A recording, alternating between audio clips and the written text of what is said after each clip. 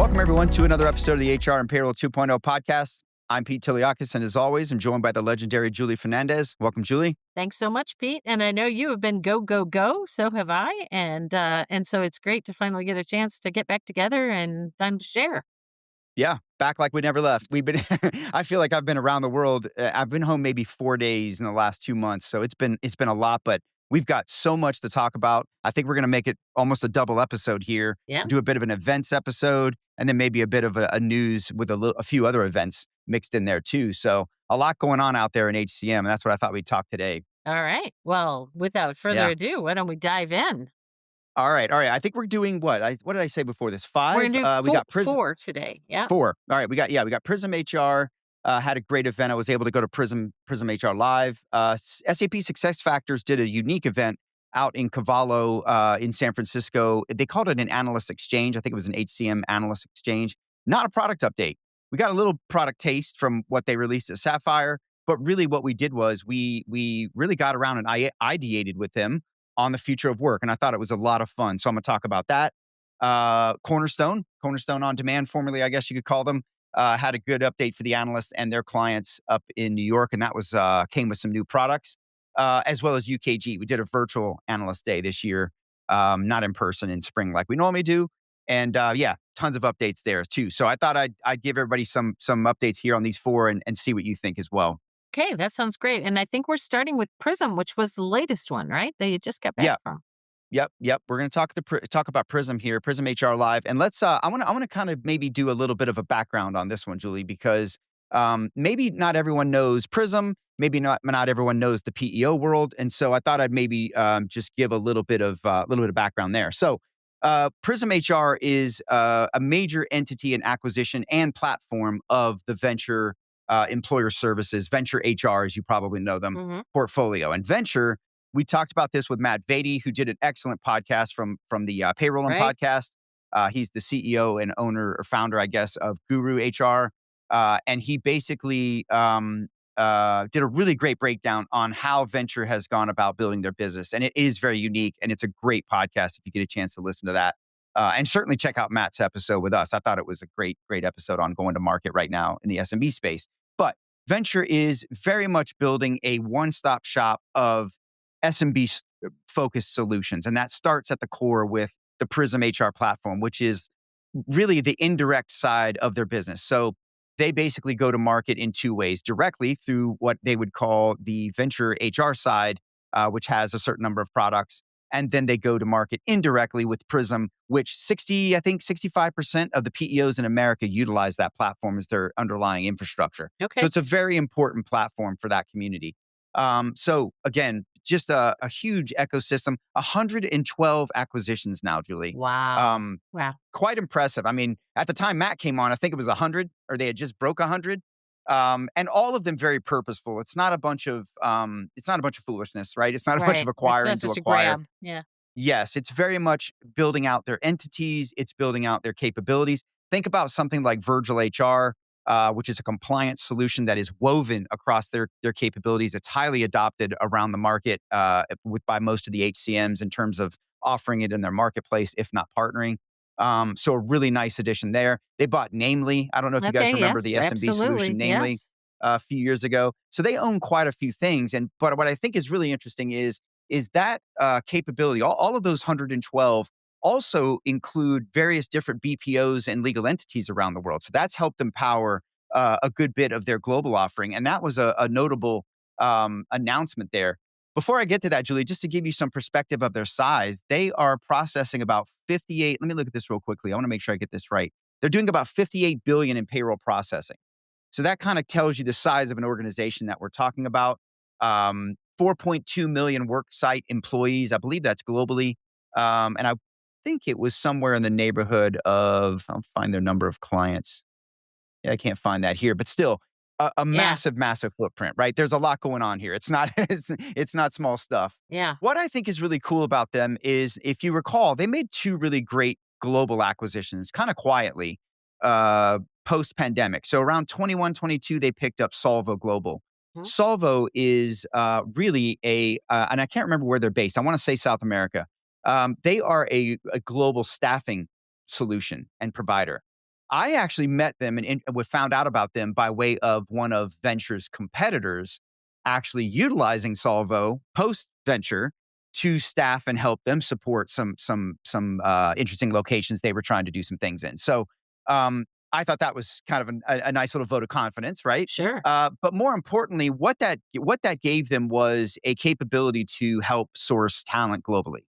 And if you know Venture even further, you know they bought Listo Global. Shout out Mhm. to Freddie and Tyler over at Listo, my friends over there. I've been following them since they launched. And that had rooted their EOR solution from a tech perspective and a legal entity and obviously the infrastructure of an EOR. And bringing that together with Solvo is really, really interesting and differentiated. And I posted about this yesterday, but here's why I love this. I'm the biggest complainer about a lover and complainer about EOR, right? I've been all over this industry for 10 years. I'm still advising many of them in the market. And what I have complained about a lot, Julie, you will notice sameness, right? There's a Yeah. lot of sameness. There's a lot of EOR for the sake of EOR. And I would argue when I look at what Venture is doing, going back to being very calculated and very, very strategic with these acquisitions, is they have fundamentally said, look, we don't actually need to do EOR. We're doing EOR because it's the right thing for our customers and our base. And their base is the small market, small business.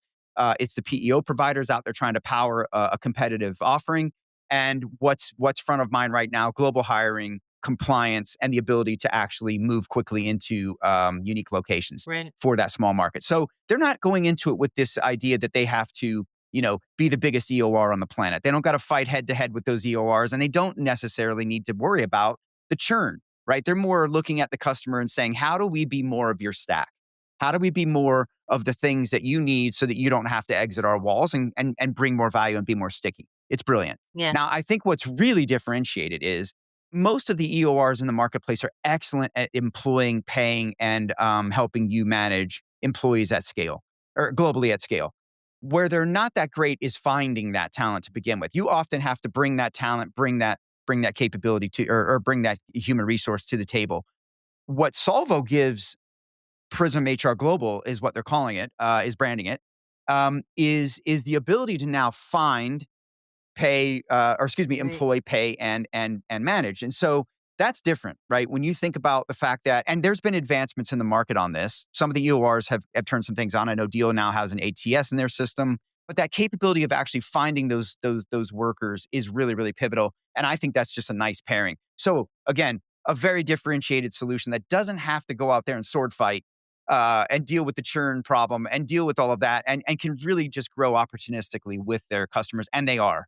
And I think that's really, really cool. So I like the way they're going about that one. Yeah, that's interesting. Yeah, And I've been doing some advisory, in fact, some strategy work in the SMB space, right? yeah, And there's a role for PEO, there's a role for managed payroll, and then there's a role for EOR, and those different ecosystems don't yeah, always overlap each other very well. So what yeah, strikes me about it, besides all the points that you're mentioning about why that makes a lot of sense for them, is just PEO and EOR are more often than not kind of separate universes, right? Just one domestic and the other, they yeah, have some differences. I work a lot with companies that want to try to understand those differences. But when you think about a provider that can do both, you start to get into a much narrower, subset of folks that could actually handle both sides of the coin. So I yeah, think that's yeah. really cool. Yeah, PEO is or EOR is a very similar construct to the PEO world. Now, let me just explain for those of you scoring at home that might not be in the US. PEO is referring to professional employer organizations. EOR is employer of record. EOR tends to be more of a global, going outside of borders. PEO is a uniquely US construct. It is similar in construct, but it is not exactly the same and not exactly legal everywhere. And I know I've seen global PEO and I've seen some other things, but fundamentally, PEO in America, think of it as, look, I think I worked in PEO. I came up in one of the largest PEOs in America in the 90s. I think they might have actually been one of the first. The Mullis family founded Staff Leasing, what became Jevity, and then later became TriNet down the line. What you have to think of it is certainly a very HR administration heavy service, but it is more importantly an employment model. You're That's right. essentially swapping the leasing of your employees over to the what would be the provider in this case, say Venture, who would fundamentally lease your employees back to you at a fee, at a PEPM. And that PEPM is loaded with much more than just your payroll costs and your benefit costs. It's going to be loaded with things like workers' compensation, insurance, which is required in probably like 48 states, Julie, something like that, 50 states, or yeah, 48, I think it is. I think there's 2 or 3 that don't require it, or you have to buy it from the state, which is just fundamentally, forget payroll. If you don't have workers' comp, you can get in a lot of trouble I don't even know that you're allowed to operate in most states. And then you think about the fact that like buying that sort of insurance or buying even benefits or 401k is hard to do when you're a little company, right? Especially when you don't know what to do from a compliance perspective. You don't know payroll, you don't know HR, you don't have a handbook, you don't know, right? It's easier to often go to an organization like a PEO and transfer all of that liability and work over to them at a fee and get all of those buying power and insurances and 401k like a big employer would have, but you're fundamentally getting it at a bundled sort of repeatable, predictable price, right? Yeah. And you're getting it through an umbrella that could conceivably buy at scale versus you buying sort of by the drink, if you will, as a small employer. Now, what the problem is with PEO often, or the complaint about PEO, is that it is expensive on paper, but you think about what all you're buying with that, it's more than just HR services. Yeah. It's an employment model. It's a transfer of liability. And a lot of organizations will ride with that through their growth and then hit an inflection point where it becomes, too expensive or just makes sense to do it in-house. But to me, it's a no-brainer when you're a young, brand new company trying to do the right thing and you don't want that misstep of blowing up your company week 1, month 1. It's a great idea to get a partner like that, and that's where the PEO model comes in. So, yeah. Yeah. And my pet peeve in the market is just differentiating those that are EORs and working as an employer of record, which is where you specifically don't have an entity in a country, Yeah. and Yep. differentiating that from just folks that are doing global payroll. And in fact, Yes. we're seeing all kinds of collapsing and blurring of lines as folks buy into some capabilities one way and the other. And the growth that you're describing from venture is actually much more aligned to the idea that EOR is EOR. We're not trying to blend it Yeah. across employees and other Yeah, I payroll mean, I think models. it's a value add, right? It's a value add for them. And look, I think you have to look at EOR as a strategic lever, right? It's the speed to market. It's the agility of moving somewhere fast. And in line with the speed of your strategy and supporting that, but you want to do it in a compliant way. You want to do it the right way, and you don't want to stumble your starting point. So For sure. so Julie, let's a couple more things here on Prism. Prism? They announced a couple of big products besides Prism HR Global. Again, EOR available now to all of their customers. It was there. I think it's just now Yeah, been it's branded, just big. really. Yeah. 2 big announcements. The Comms Hub, they're putting a lot of emphasis and effort into communicating with the workforce. And, remember, you've got a lot of service providers using this platform. So there's a Mhm. lot of communication needs there too. And then, of course, they announced Pi, which is the Prism HR Intelligence. And as you can imagine, that is AI woven across multiple different types of use cases across the employee experience. And again, the goal there is to help those PEO organizations utilizing that software to administer support for their clients, but also give the employee the end managers and leaders a great experience. So it's everything from onboarding to applicant tracking to performance management. All use cases are kind of scattered across the HCM spectrum. So Yeah. a lot of So work look, there too. it's great that SMBs are getting are going to get the benefit and the lift of some of that focus on experience, Yeah. because oftentimes that just comes with scale. And in fact, in this case, by the way that Prism is doing it, they're actually bringing that to very small sized organizations. Yeah, absolutely. Also, by the way, I picked this up when I was doing some of my prep here. I'd forgotten about this. I had written it down, but forgotten it. Venture even announced, I think it was in late May. And this kind of goes along with what we talked about with Matt Vady on that Mhm. podcast about sector specific or niche specific payrolls. The riches are in the They niches, I think he said. Yes, that's exactly the words he used, and I think he's right. You're seeing more of this, but they picked, or excuse me, they introduced Venture Employer Services. I think they're calling it Venture Sports and Entertainment, which is an HR product and for sports and entertainment. That's a world I'm very fond of. It's very complicated. It's very one-off. It's not exactly the way the rest of the world does things, and so I think this is interesting and more indicative along the lines of how they're looking to support their portfolio and their ecosystem with specialized solutions. So Cool. there you go. Makes sense for them. All Okay, right. let's shift over to SAP. Yeah. I went out to I think they called it, I can't remember what they called it. I think they called it a analyst. I can't remember what they called it exactly. I apologize for that. It was an HCM get together of HCM analysts, kind of around the world. And we really did some think tanking kind of work. I thought it was refreshing. We didn't really talk a lot of product. Product They just did roadmap. Sapphire. They just did a couple of other things. But I will tell you this, man. Joule is their AI, right? Hmm. Inside of SuccessFactors. I know you've got a lot of SuccessFactor clients. But yeah, look, Joule is getting stronger. The use cases are getting deeper. It's really getting, so much more agentic. And one of the things I think is really cool, Dan Beck and the team talked to us about how they're using forward deployed engineers. That's FDEs is something you're going to hear more and more and more. If you want to read a little bit about what those are, go back and look at how Palantir use those to scale. There's some pros and cons to it. There's some love hate for it. But what we're really talking about is the forward deployment and embedding of actual engineers from the software company helping you side by side work with you and co-innovate. Basically, that's what Yeah. we're talking about. You're seeing everybody do it. UKG's talking about it. SAP's talking about it. And they're doing some very, very thoughtful and really interesting work, Julie, with some of the enterprises. Right. I can't say some of the names here for NDA reasons. A lot of the vendors don't like us to talk the customer without the customer. But just suffice it to say, organizations that you would very much probably use it in your everyday life and you're very familiar with are doing some really cool things, like addressing manual efforts or addressing knowledge based information to help with better talent decisions. Just things along that line. So really, really cool. What I thought was fun about the week is we put down the talk about the market and the insights about what people are seeing, and we really just talked about what should HR be. Yeah. Fun, right? It was really fun because, I think that right now there's a lot of folks that are excited about AI. They're doing things with AI. But are we cramming the past into the future and expecting some different outcome and really just amplifying what we've always been doing wrong, maybe, or not wrong, but just could have done better or Yeah. couldn't do before? Yeah.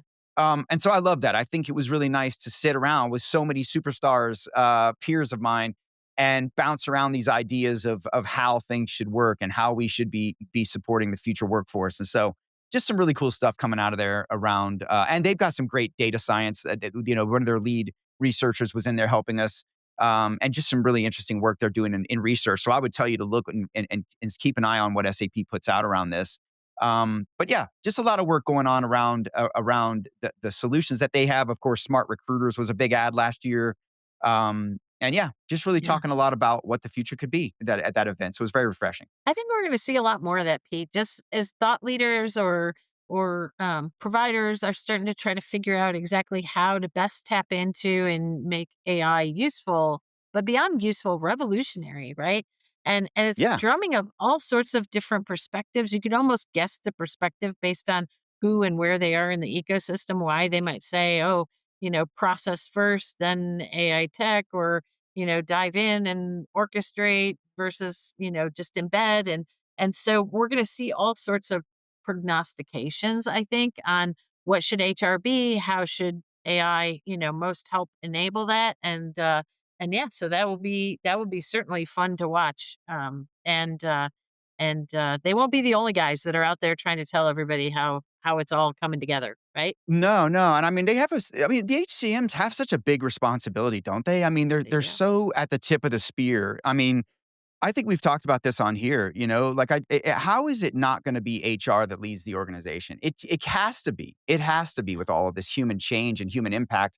I can't imagine that HR is not going to be the tip of the spear. If they're not, that's probably a problem for the organization. So yeah, it's exciting, and yeah, I think we will see more of this. So Yeah, yeah. Well, all I'm right, certainly seeing it with clients. I can tell you that there are clients who are actually stepping back and saying, "What should HR be for us, and yeah, it where should. is our value driven?" And that's exactly the kind of conversation that leaders should be having. Yeah, and if you're building software right now, that's exactly what you ought to be doing, right? You don't want to build yesterday's stuff, right? I Yeah, think you've got to start, and I'm trying to challenge myself when I'm working with clients, especially young ones, right? To say, hey, don't go down this old path. Let's go down a new path. And right. thankfully, most are, right? I mean, most young, hungry, up and coming startups are trying to disrupt. That's always the name of the game. But all right, Julie, let's No, let's swing over to the talent world. Okay, Um, with Cornerstone, is that where with you're taking us? Cornerstone. If Okay. you don't know Cornerstone, you probably most people do. If you're in the enterprise and you've ever taken a class, a learning class, you probably use Cornerstone, Cornerstone on Demand. A few years ago, I mean, they've bought a bunch of things, Julie, but over the years they did take out or merge with Saba. They're Yeah. probably their biggest competitor. So really a learning behemoth with a lot of other talent capabilities. I used to study them for HCM and did a bit of work with them on that side of their world. They've got performance management. I think they have a recruiting solution, maybe. They've got some other talent management capabilities. But what they're really, really known for is their talent science, their skills data, their skills information. And what I think they're really doing now, and there's some much, much deep analysis out there in the market. Always Josh Berson's, always all over Cornerstone. You could check that out. I would highly recommend you check out what Stacia Gar put out there. She always puts the lengthiest media's topics out there. I love seeing her. We caught up out in San Francisco. But what I think you're really seeing here, and I'm gonna kind of go the five things you need to know here from Cornerstone is one, it's really not trying to be seen as just a learning platform and talent platform. Where it's really going is into workforce intelligence, right? It's really looking to help you use AI to understand your skills gaps, your learning needs, your workforce gaps, your readiness for change, which is huge right now and going to be even infinitely huger or bigger, if you will. So really kind of redefining themselves around that workforce intelligence capability.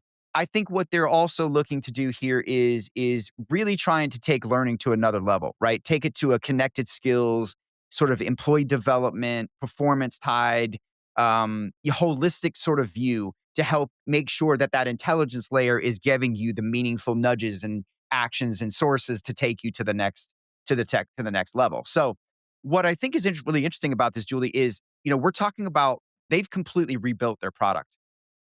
They've rebuilt it from the ground up, and it's foundationed now on this what they're calling a people graph and skills engine to drive these Okay. workforce insights. So the idea is that they're going to using this large base of workforce and learning data to build a real time view of people skills, roles, and readiness, leveraging that people graph and skills engine, pulling off of 45 million users' data, or over the years, I guess you could say, Right, right, right. 55,000 skills and more than a billion workforce profiles. So they've got the data there to bring this to life.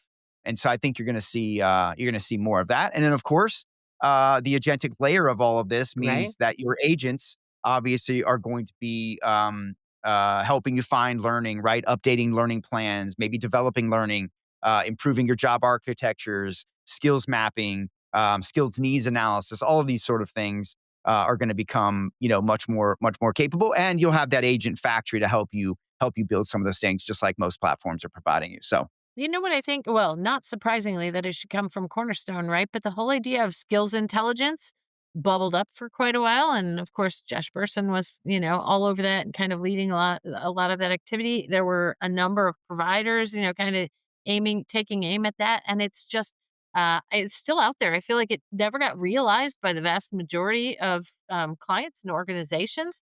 Figure out exactly what do I do with skills intelligence, and wham, we're on to the next thing, and AI becomes a big talking piece. So I'm sure they'll be at the forefront of trying to figure out how do you merge those two things and kind of revisit the whole idea of skills intelligence as as an yeah, advantage, right? And something that you really need to understand about your workforce in order to maximize and optimize the way you're using resources.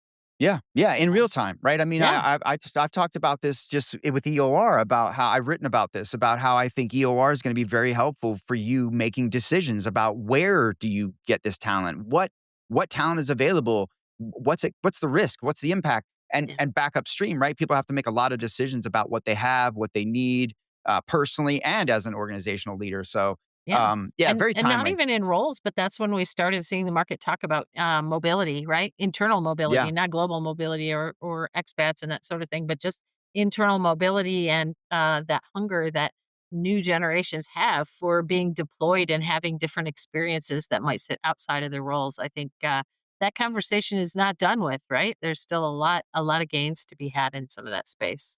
yeah, absolutely, absolutely. One of the things I thought was interesting about this is something everybody is like salivating over at every event, right? What is the pricing going to be? How is Right, your right. pricing evolving? I feel like that's the number one Oh analyst yeah. question. right? So one of the things I did take away, I did jot down in that Cornerstone event was that they are not doing add-ons for assistive AI. They are doing some outcome-based agents. I believe they are charging for that. But they have packages. They're packaging everything. New bundles and new packages you'll have to go out there and check out. Yeah. But they are not tokenizing agents or charging for API access and MCP calls. So that is nice, right? That could Yeah. really add up. And I think I need to get someone on to come on and talk about what's happening with pricing out there and what people are learning around some of the. I was talking to the one of the executives at Prism about some of the things they've learned in using Microsoft and OpenAI and other things in their business, and how the cost can run up real quick Yeah. on your tokens and your usage. So there's a lot of learnings I think that are coming out we ought to really talk about. But Yeah, and I was going to say there's business case impacts like so many dimensions that we need to do some things around here for sure. But the business case dimensions and yeah, those topics are just being raised now around how there is a discrete cost to that, hmm, and vendors are repricing and we had the hot topics for our year. That was yeah, one of the hot topics that I brought forward was the whole idea of whether those things are embedded or whether they're separately charged. And we're not done with that by a long shot. And I think we're going to see a lot of things shifting, back and forth a little bit in the market until folks figure out what is the commercialization and how do we yeah, make that profitable and reasonable and affordable, and how do we balance that, and yeah. what does my business case look like if I start to use a consumption based AI and I have to feed that into my business case, and my costs is I something think that you clients are I struggling. think we just came up with a white paper, Julie. I think what we ought to do is team up. No, seriously, Okay, I'll let's go do out and it. survey. I'll go out and survey the top vendors All right, I'll do for some some client work. information, Yeah. and you do some buy side information, and let's bring it together with some recommendations on how to deal with this. Okay, that sounds great. Seriously, let's do it. All right, we're gonna do it before the end of the year. I'm kidding. We'll figure it out. We'll do Let's it. figure Maybe that not out though. before I'm the end. We'll serious. see when. I'm serious because I think this would be very compelling. I Yeah, think people would really love it. I think there's vendors that would love to check it out, but also, and we can anonymize it, right? We could go sure. out. I can survey X number of vendors in each lane, get some good indicative information. You've got the buy side. You're looking at RFPs, what people are signing and doing right now, Yeah, and negotiating. And I'm sure you've got some tips for that. So yeah, absolutely. let's All do it. right, All right, it's on we're our on the list now. docket for that. Bet. Here we go. All right, Okay, let's move on to our fourth. friends over at Yeah, UKG. I believe this would be our fourth this will be and your fourth one final for event today. Yeah. and product update. So again, this is UKG always massive, right? Wide footprint, HCM, WFM, services, you name it. There's so much we could go over here. And I'll be candid, there was a little confusion on what products we could share and not share. I gave UKG a little bit of gruff about that. About come on, guys, you guys normally let us have it all. But so I think there's some new leadership there. There has been some new turnover. You know, UKG's leveling up, just like a lot of firms have been leveling Yeah. up, right? You know, what takes you to one level sometimes doesn't get you to the next. And we've seen a lot of new leaders come in. So I'll just chalk it up to that. But they're always very transparent and candid. So I'm not going to go deep into product. I'm going to kind of just talk about what the themes were, and we'll hit some of the product. And I do want to talk AI pricing because that was obviously a subject. It's a subject at every Yep. Yep. stop on the way this year. Okay, so look, obviously UKG is moving deeper away from being just an HCM suite and being more of a workforce operating system. That's kind of the language that they're using. And I Mhm. would argue they've always been that. They probably just didn't present it that way. It was HCM, WFM, whatever, right? Right. Right. Insights and services. And I think that now they're really sharpening that.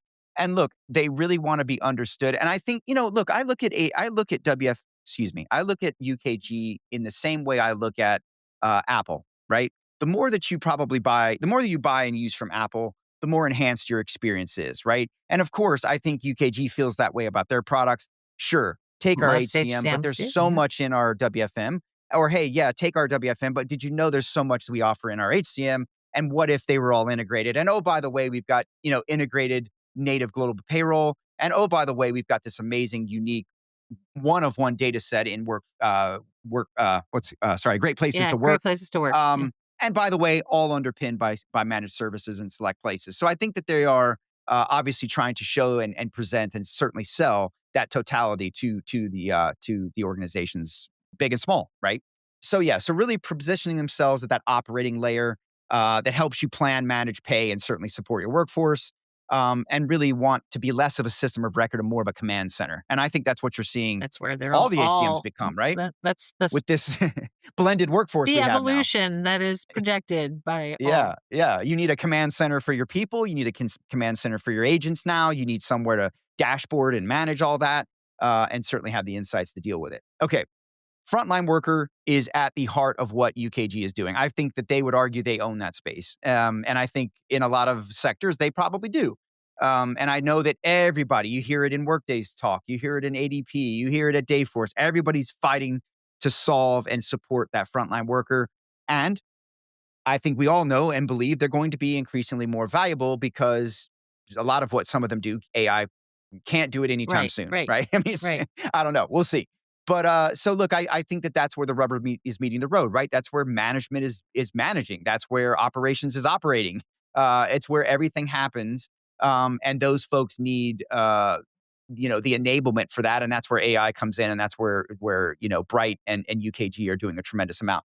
What I love, and I've always talked about this, I love UKG's opportunity for orchestration because they own so many pieces and parts, right? We bitch about payroll all the time, not being as needing more automation, needing more support on the front end of what's coming in a more timely, accurate basis, because the feeds, as you know, to payroll cause a lot more problems than anything. Mhm. And what is the biggest feed to payroll? Workforce management, time and attendance. And I think automating and having the nudges to get managers to get their or employees to get their time in faster is only going to benefit everything downstream as well.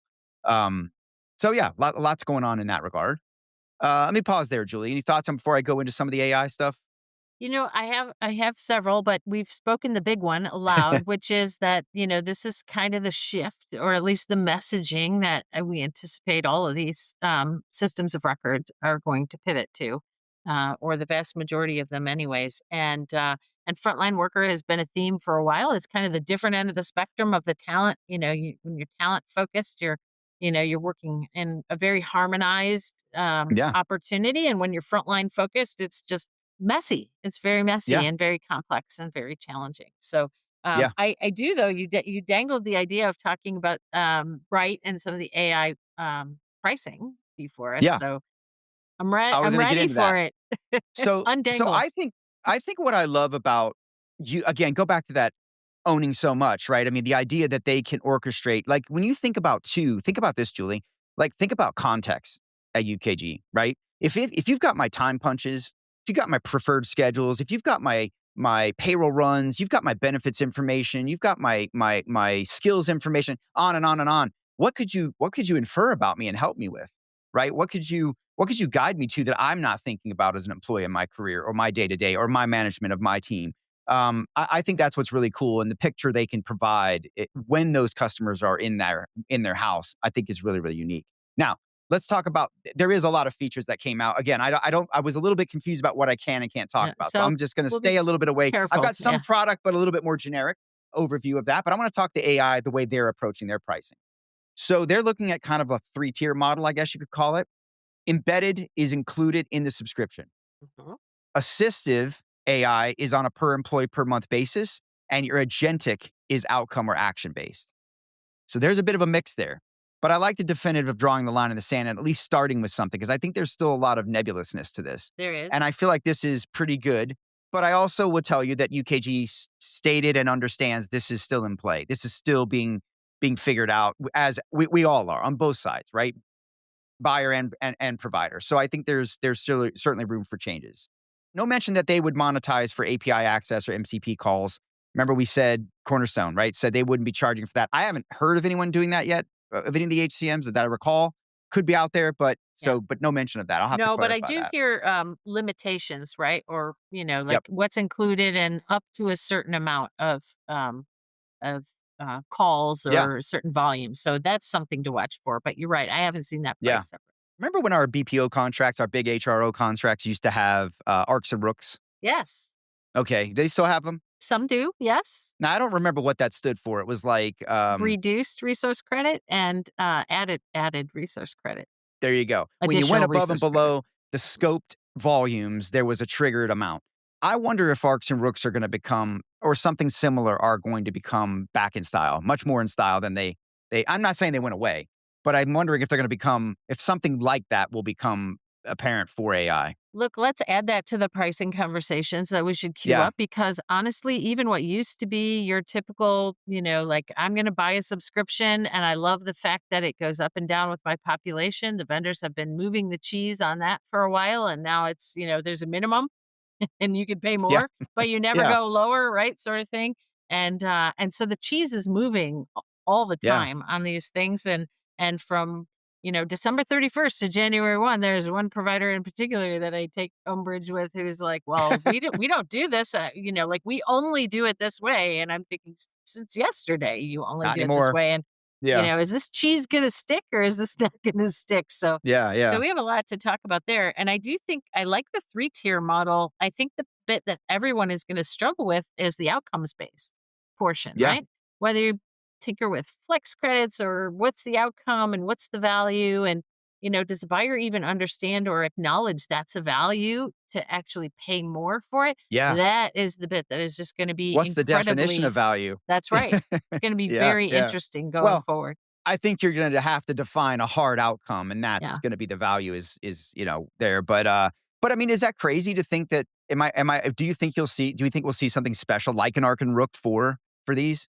I Well, think it's that possible. that could be a way, and in fact, it's Yeah. something that has existed before, so at least it's a familiar concept, right? And, Yeah. I'm super excited. procurement. If it goes in that direction with arcs and rooks, the big lesson was your arcs should equal your rooks, so you should have as much downside as upside opportunity, Yeah. right? And that's usually not the way that providers imagine that fitting, so Yeah. so, Yeah. uh, Yeah. we'll I just got you. have to Well, see.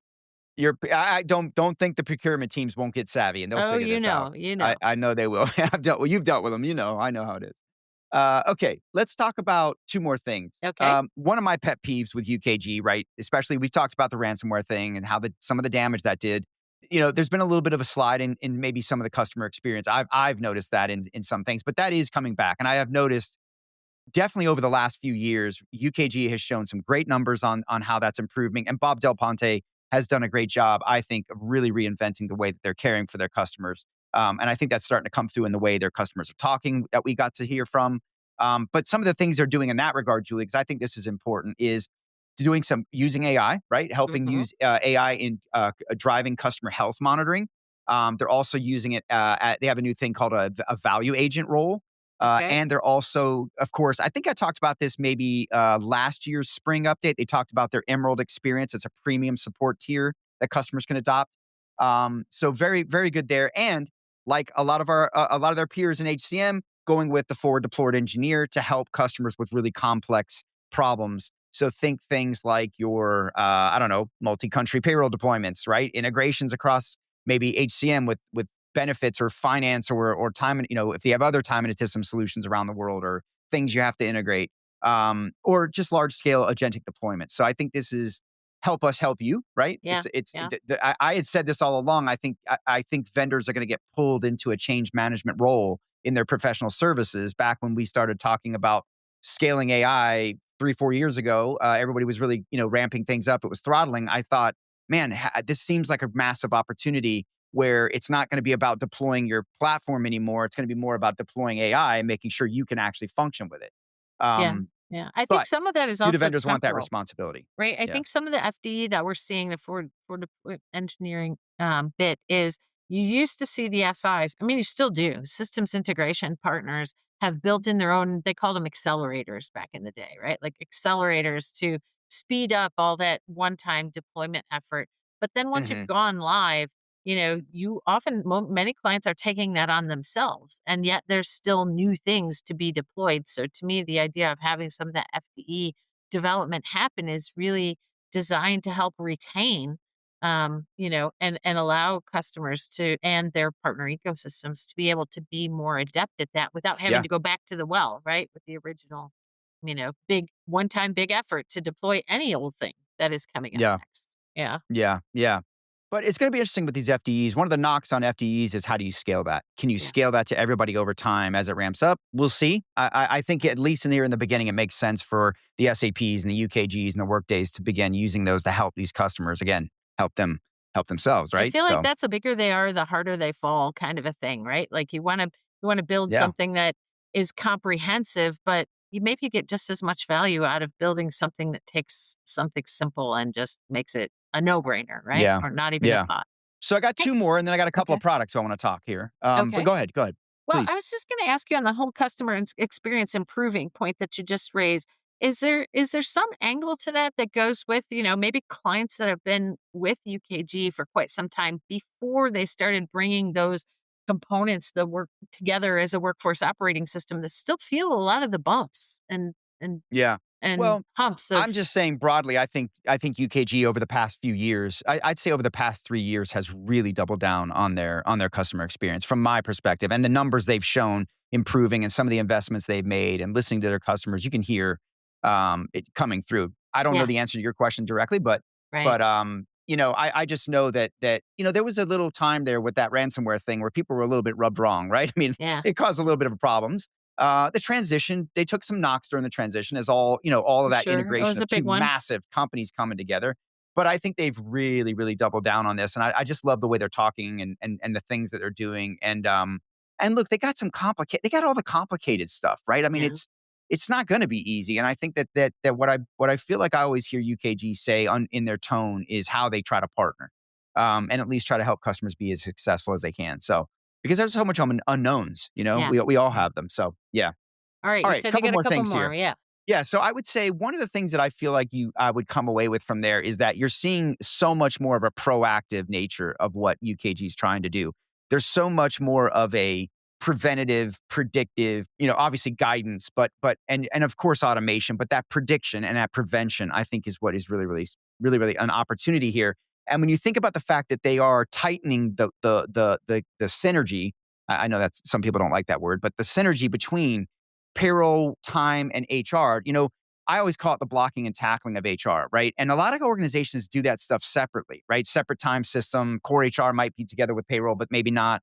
I think the ability for them to work with those in concert, again, weaving things together and orchestrating. Think about all your handoffs as a practitioner, the better, right? And especially if you want to do more things with AI, that unification and that connected layer, that workforce layer, I think is really, really, really, really beneficial. So, Yeah. and again, remember, I still see Kronos as the 500-pound gorilla in the room when it comes to time and attendance. I think all the other HCMs are largely still catching up. Dayforce is pretty close, pretty good. But I think when you talk about that big, complicated enterprise environment, who is more deployed than UKG, Yeah, right? yeah, And and while so, workforce yeah, software is massive probably inroads. there, they're just at the beginning of their integration into the Yeah, ADP ecosystem, and I appreciate that you're mentioning this tightening because certainly, right, that has happened and moved in yeah. leaps and bounds over the year, but I feel like this is still an area with a lot of upside, and it goes Oh, to for some of sure. the things that I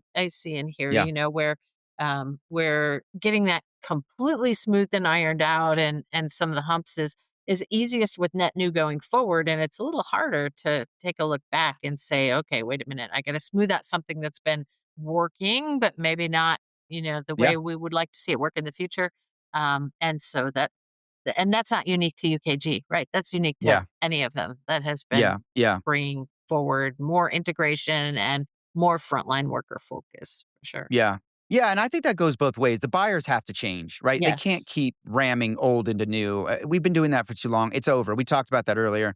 If you're doing that, you're just flushing your AI work down the drain. That's not going to get it. And they got to step up. Step up and embrace this technology is what I like to say. So, okay, let's talk about a couple products, Julie. Maybe Okay. that's a Alright. good place to I'm round game. this out. We'll wrap it up. So, probably the Yeah. 5 or so notable ones that I saw, Workforce Intelligence Hub. Mhm. Imagine a single place where you can be looking at dashboards, benchmarks, labor intelligence, decision support. Really, it's trying to help customers get or their adopters see that full picture of cost, capacity, risk, talent available. All of those sorts of things, right? Just what we would all love to have in a Okay. big gnarly organization. And more of a Yeah. dashboard than trying to be like a workforce planning module, right? We're talking Well, a they already have that. dashboard and They already have insights, that. right, Yeah. So I think workforce intelligence is really looking at all of that information right. across all those capabilities. So they have something new now called dynamic workforce operations. It is a real-time intelligence for scheduling, coverage gaps, labor planning, frontline decision making, and basically helps your frontline management, see their problems before they start to become operational issues, right? Be able to tell there's a gap, be able to tell we've got a downtime and how to shift and handle that, right? So you think about like back in the day, everybody's bosses called them up and want to know why you got so much overtime or, this, that, or the other thing. These are the types of things I think you can, I'm simplifying. If I'm on a Right. manufacturing floor, there's bigger problems. But I got to make sure Sarah, who knows how to use the thing, is here to do the thing. And many other Sarahs across the space. But there's a lot of moving parts that are going on, Yeah. and I like this, right? The ability to see dynamically what's happening on the front line is great. Um, Brighton AI obviously getting more agents, certainly around all of the use cases you would imagine in HR, payroll, time, scheduling, leaves. Leaves was one they were Yeah, I was pecking gonna on, which tell I you was that's like, a I'm pain always point too. cheering in the background. Yeah, I'm such a leave hater. Learning and it's just the experience is terrible. Leaves, learning, employee support, and really again think preventative, predictive, nudging, always right, always the right answer, always the right result so that you're not guessing, fumbling, and maybe not getting it done, right? A lot of work over in global payroll. Again, I can't talk about all of it, but I think what they're really doing is providing more visibility, more control, obviously deeper compliance monitoring. A lot of work around, there's a number of I don't know if you know this or not. We've talked about it in past episodes. The managed service types and layers Hmm. or levels of managed services you can take from UKG. You can do a number of different things through there. And I do want to emphasize something that I think gets lost in the sauce sometimes is OneView is GPC integrated to Workday. So even though it is not out there, you know, shouting from the mountaintops, at Workday customers, know that it is still integrated. It was the Amitis product that was bought and brought in. That was a big Workday customer or was a Workday integrated customer before or partner before. OneView is in fact integrated with Workday. So you could still take OneView for your global payroll needs, use it for your global payroll needs, and not be a UKG HCM customer or something like that. So I don't know if everybody knows that, but they've done a lot of work with OneView integrating into the platform and giving it a lot of options and tie-ins to the rest of the platform. Yeah. So good stuff there. And then lastly, Ready. UKG Ready, man, there's always a long list of stuff going on there, but it's getting just as agentic. Obviously, it made a talent acquisition play with Mo. They bought the frontline hiring capability. So that's getting integrated nicely. Benefits is strong over there. They're doing well in the UK with that. And Canada payroll is coming, I believe, coming next for that. So Ready, getting a lot of adoption and moving on up as well.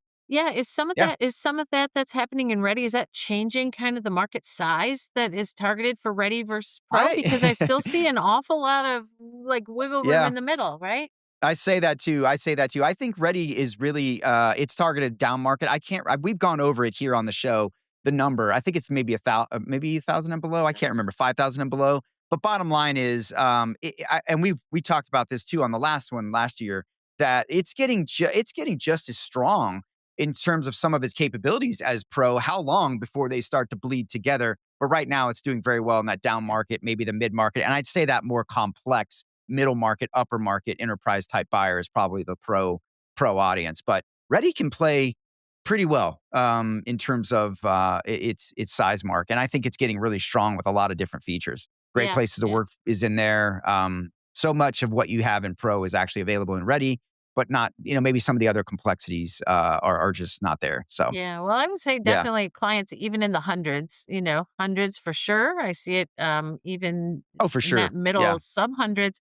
But honestly, I was just gonna say I don't necessarily see it being 100% ready that ends up being brought in. So there are some features and some factors, that contribute to one versus the other that the sales team brings forward, and I think what you're saying is the gaps are closing, right? And it might become a lot more straightforward. Yeah, it's maturing. I mean, like I said, I think we talked about it the last time. I'm trying to look for the number here to give you the exact number on where Ready stops and starts. I don't see it right here, but yeah, I mean, I talked about that before. The fact that I think it's getting incredibly strong and incredibly powerful, and it's starting to just sort of um, make its own mark in terms of its capability. So, Yeah. do they blend together one day? Do they become one? Maybe, maybe they Yeah, will. I don't right? know. I It's don't hard know. to We'll say, hard see. to say. Well, I think out of all of those 5 or so, kind of product call outs that you gave, yeah, besides the last 2, the first several, you could really see the influence of the Kronos legacy Kronos side of the house and really digging into some of that bench strength, right? On being Yeah. able to take the big and hairy frontline workforce management, the dashboards and all of the things that go with leaves, with all the sticky details and compliance and tracking. You could see there, and then the other couple with payroll certainly had some room for opportunity with one view and this last one on ready. So All right. cool Anything list. else to round this out, Julie? Nope, I think this was an awful lot to digest. I bet this is longer than Yeah, our typical, and it in is. fact, we both have a couple other events that might squeak their way into a news episode, which we'll be doing sooner rather than later as well. Yeah, yeah. Look for that soon. We got a big news update. Yeah, we do have some event product slash stuff in there as well that we didn't cover here. But yeah, appreciate everybody sticking and staying with us, and we'll be back soon with another one. And like always, give us a like, give us a share, give us a subscribe. It all helps. And thank you as always to GP, One Source Virtual, and Zoho for powering us ad free. And we'll be back real soon. Take care.